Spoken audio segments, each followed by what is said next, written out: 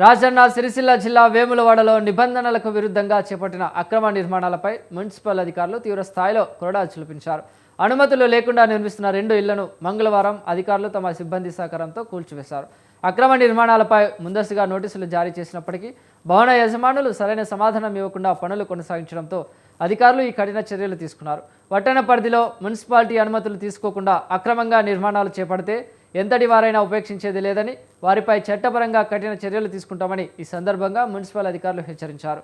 ఇక భవన నిర్మాణాలు చేపట్టే ప్రతి ఒక్కరూ తప్పనిసరిగా మున్సిపల్ నిబంధనలు పాటించి అనుమతులు పొందాలని స్పష్టం చేశారు.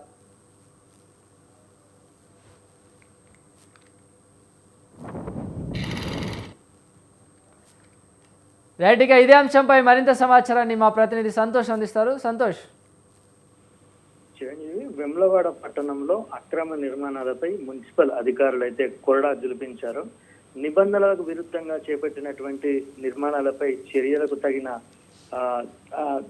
దిగినటువంటి అధికారులు అయితే 2 ఇళ్లను కూడా కూల్చివేశారు. ముందుగా సంబంధిత నిర్మాణదారులకైతే మున్సిపల్ అధికారులు నోటీసులు జారీ చేసినప్పటికీ వారు ఇలాంటి రివర్స్ నోటీసు ఇవ్వకపోవడంతో అధికారులు అయితే నోటీసులకు సరి అయిన సమాధానం ఇవ్వకపోవడంతో నిర్మాణ పనులైతే కొనసాగించారు.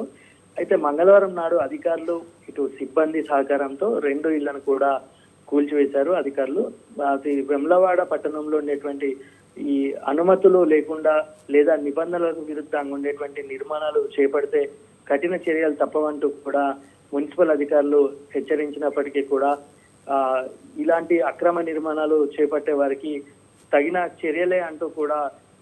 చర్యలు చేపడుతున్నారంటూ కూడా సామాన్య ప్రజలు చెప్తున్న పరిస్థితి అయితే ఉంది. ఇక అక్రమ నిర్మాణాలను ఎట్టి పరిస్థితుల్లోనూ కూడా ఉపేక్షించబోమంటూ కూడా మున్సిపల్ అధికారులు స్పష్టం చేస్తున్న పరిస్థితి అయితే కనిపిస్తా ఉంది. చిరంజీవి.